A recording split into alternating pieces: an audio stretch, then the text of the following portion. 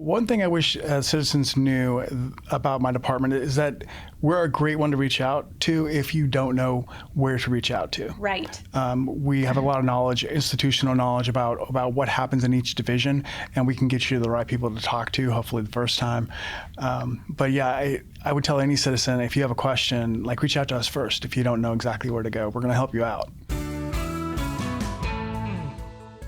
What's up, College Station? I'm Grace Hollowell, and today I'm joined by Deputy City Secretary Ian Whittenton. Hi, Ian. Hi, Grace. Welcome back. It's been a while since you've been on the show, and we have some exciting things to talk about for our residents to get engaged with their local government.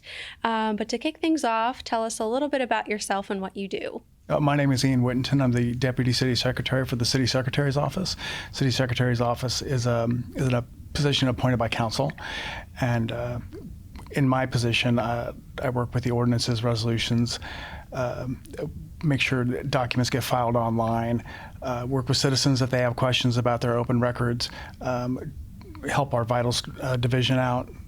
So I have a lot of different hats. I really enjoy it. Yes, it is a position that we are grateful for, and we're going to talk about, speaking of council, a opportunity for those who might be interested in running for city council in the future.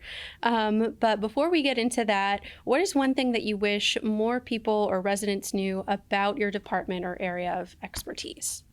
One thing I wish citizens knew about my department is that we're a great one to reach out to if you don't know where to reach out to. Right.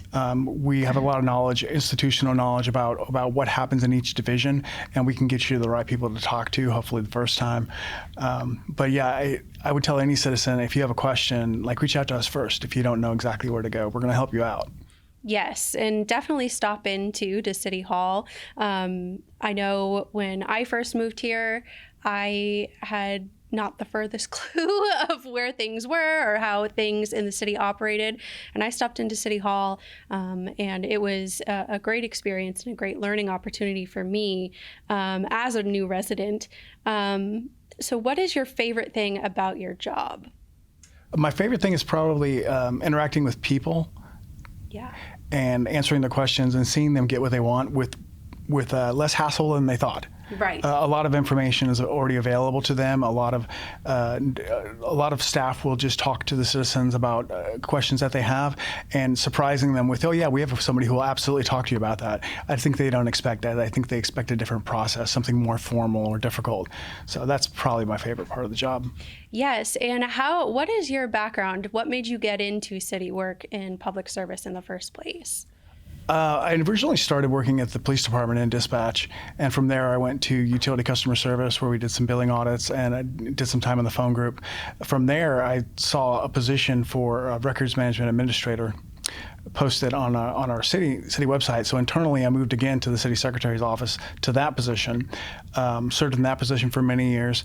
And then when our city secretary, Sherry Mashburn, left, the deputy city secretary, Tanya Smith, she ascended to that position and tapped me to move up into her position as deputy.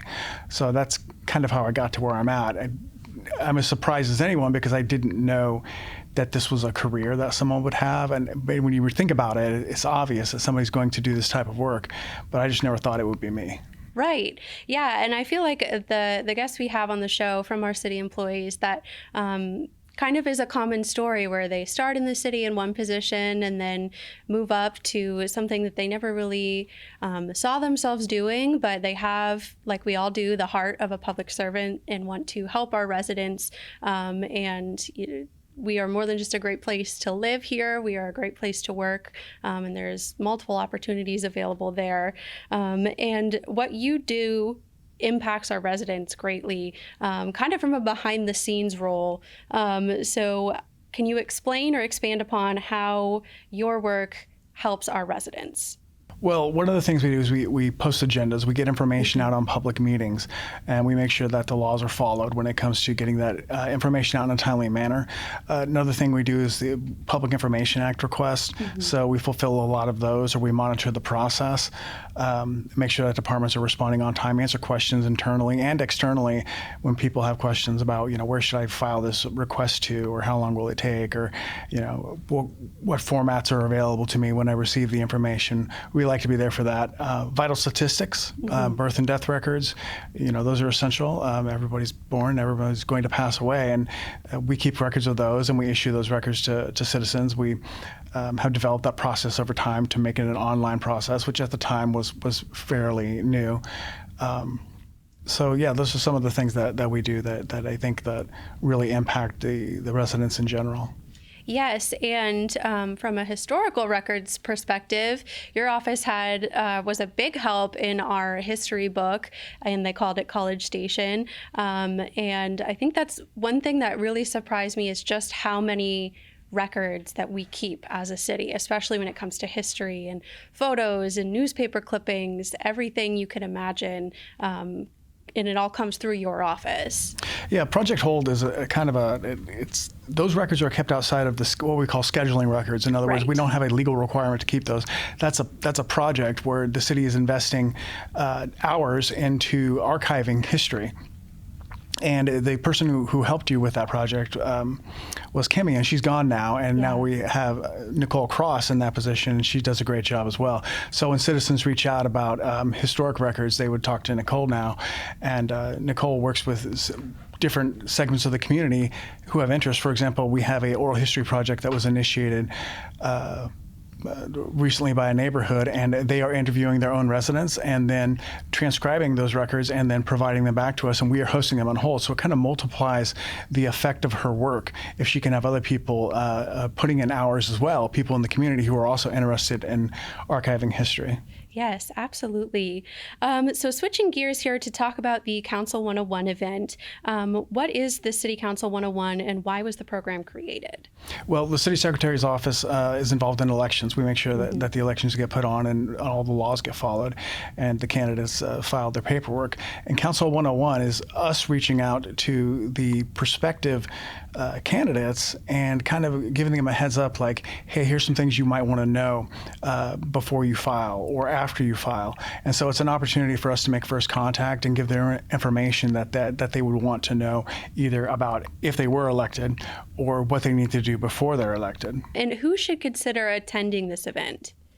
I would say, first of all, anyone who wants to or is thinking about applying to be a candidate or filing for candidacy, they should absolutely take this. I would highly recommend it. We have a packet of information that we give to every person who comes, but you don't have to be serious about it. Right. You can just be interested and just want to show up, and where you're going to learn something. I think you're going to learn something, even if you don't want to file. You're going to learn something about what it's like to be in office and how the government works. Yes, and what is something that you hope the attendees take away from this seminar? Probably the amount of time they will be dedicating to their life for public service. Our schedule for council is every 2 weeks. Right. So on 1 week we have a meeting, and then the next week we issue an agenda packet, and then we have a meeting the week after that. So every week you're getting information or you're attending a meeting. The agenda packets themselves have been around 750 to 1,000 pages lately, and that's a lot of information to digest over the week prior to a meeting. So the obligation of time that an elected official puts in is something to be respected. So why is it important for residents to understand how local government works before they decide to run for office? Well, the obligation of time is pretty immense, and digesting all that information and then formulating questions, and then being for a council member to prepare for a meeting. Most of them have notes that they've taken and questions maybe that they've asked to staff beforehand, so they can try to clarify what this contract or what this action does in their mind. I think that all of our elected officials are very interested in doing the right thing for the city and invest a lot of time into understanding each issue individually. So I think that that's what I would want them to understand beyond just attending council meetings and digesting the agenda packets and asking great questions.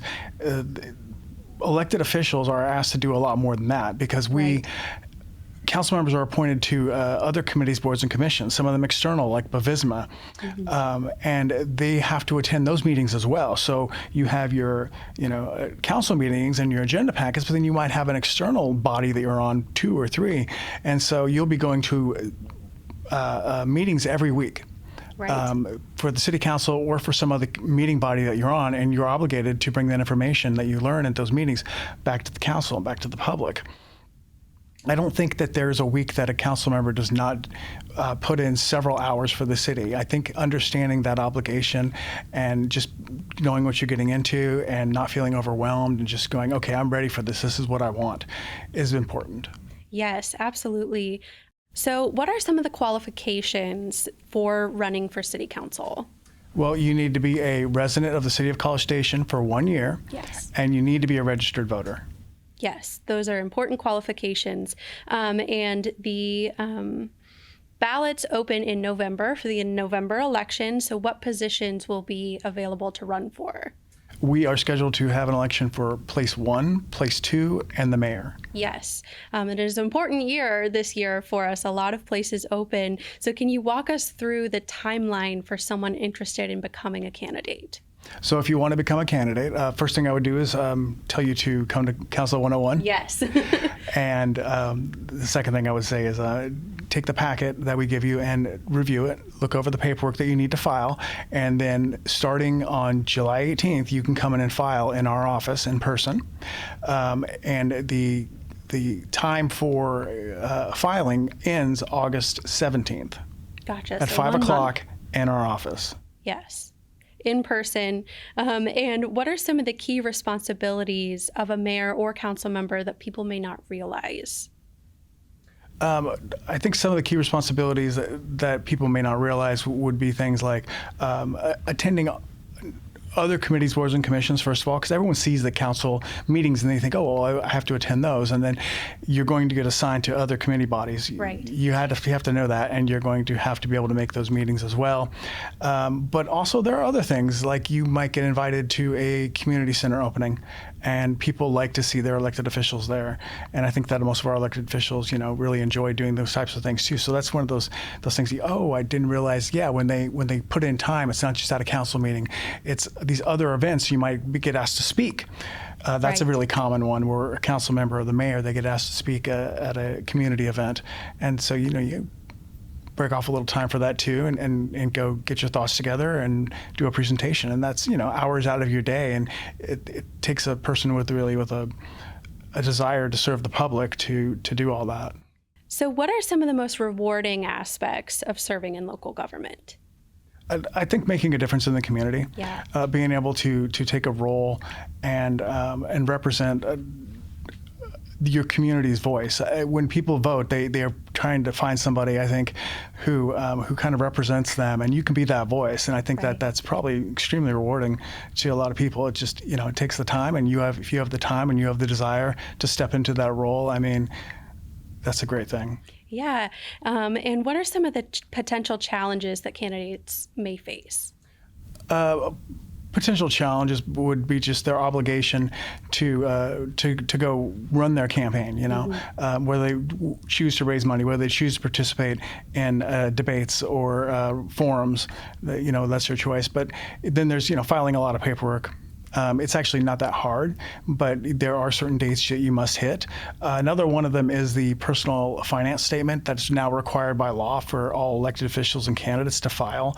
A lot of people don't know that they're going to have to list out all their personal finance information, and that information is public information. Right. You can only access it if you come into our office and ask to see it. We won't email it to you. We won't send it to you in that way. But it is public information that somebody can come review your own personal finances. Yes, and that is a big responsibility there. So why is it so important for candidates to understand these requirements before beginning their campaign? I think that no one likes to get into something that they didn't expect. Right. No one likes to be surprised along the journey and go, oh, I really didn't want to do that. Now that I'm here, I have to make a choice. So this just kind of helps them understand what they're getting into. And I think for a lot of people, it affirms that this is the right choice for them. They go, all that stuff too, I'm game. I want to do that. I want to take on that challenge. And for some people, they say, you know what, that's good information. I think I'm going to sit over here for a little while and just kind of watch this process play out. I might jump in later. But in either way, you know what you're getting into, and that's good. Yes. And that is one of the reasons why this Council 101 seminar is so helpful, because you get all of the information beforehand. So for a refresher, when is the event taking place and where is it taking place? Council 101 will take place June 16th at 6 o'clock in Bush 4141, which is downstairs right here at City Hall. And will there be opportunities at the seminar for attendees to ask questions and interact with city staff? Yeah, absolutely. We try to break up the information in a way that they can ask their questions at the end of each section. There'll be several presenters. There'll be our office, the city secretary's office, the city attorney's office, and the city manager's office. There'll be representatives from all those departments. And everyone's there to help people understand what they're getting into and give them some perspective. And if someone is on the fence about attending, what is your elevator pitch, so to speak, on why they should sign up? Well, don't be shy. We do have a registration form, and we ask that you do that just so we understand how many people are showing up. We can prepare a place for you. But if you don't do that, and you just want to show up at the door on the day of, we're going to let you in and welcome you in, and hopefully we're going to entertain you. Yes. Well, switching gears here, as we mentioned, it is an election year this year. So why is voter registration such an important part of the local government election process? It makes the election go a little easier when you get to the poll if you're already registered. You can still vote if you're not registered. It's just a different process. I would encourage everyone to get registered, just so it's easier for them when they want to come vote. Also, you'll get the right ballot if we know where you're at. So definitely take the time to do that. It's really easy. Yeah. Very quick process too. And what are some of the most common questions that residents have about their voter registration? I know we have kind of a unique population here, so I'm sure come election time, questions arise. It's usually, am I registered, and then where am I registered? Right. And if you go to the Secretary of State's website, there is a tool on there to ID whether you are a voter and where you are registered to vote. And it takes two pieces of information that only you would know, usually like a name and birth date, and it will bring up your voter registration card and show it to you there. It takes seconds. We use that exact same system to qualify our candidates. Yes. And are there important deadlines that voters should keep in mind before an election? I would say October 5th. That is the last day to register as a voter in an area. I would say do it today. Yes. Go do it right now. You can do it from your phone. It's really easy. I would highly encourage someone to do that. But October 5th is your deadline. Yes. And for residents who may need assistance with voter registration, what are some options for them? Well, they can reach out to the county. Brazos Votes is our county website, and it has information on all the elections in Brazos County. They can also help you get registered. And how can residents find information about voting locations or early voting and election day voting? Well, a few different places. I mean, our website's a good one, and it's going to have information about some of our polling locations and who's on the ballot for us. But also brazosvotes.org is the entire Brazos Valley and has information on all the elections there and all the polling places. And we have vote centers in Brazos County. Yes. So even if you're in College Station and you just happen to work in Bryan, North Bryan, and if you can make your way to any voting center, you can vote there. So it's very, very convenient. You don't have to come to your local voting center or the one closest to your home or anything like that. Yes, and that was something that was new for me when I came to Texas. And up in Pennsylvania, where I'm from, it is not like that. You have to go to the polling place that is registered to your address. And I worked about a half an hour away. So sometimes that was a struggle to get to the polls before they closed after work. So yes, there is several options. And why is participation in local elections especially important? I think it's important for everyone to feel like they have some stake in the process, Yeah. and that by participating in an election, you can have somebody represent you. You don't have to go out there and run, but you look for somebody that kind of ideal or embodies most of your values, and you're able to go out there and select somebody. I think it's important for everyone to take that step and feel like they've got some skin in the game, and even if it's just going to vote. Yes, very well said. Well, before we go, we have a fun little lightning round of questions. You just say the first one that resonates with you. Are you ready? Yes. Yes. Okay. Early voting or election day voting? Early voting. Perfect. Coffee before a council meeting or after? Before. Before. And what is the easiest step residents can take today to be election ready? Go check your voter registration status. Yes. And that is probably the easiest one, too. Yes. And what is one quality every effective council member should have? Curiosity. Curiosity. That's a good one. And finally, what does public service mean to you? I think it means being engaged and listening to the public, keeping in mind that we all do this work for the community, Yeah. and that we can make a difference, even with our individual work and our individual attitudes. I do think that individuals are really what make the difference in the community. Yes, absolutely. Well, thank you so much for being here today, Ian. One more time, the Council 1 of 1 event. When is it, and how can people find out more? It's on June 16th here at City Hall in Bush 4141 Community Room at 6 p.m. Awesome. And that's what's up.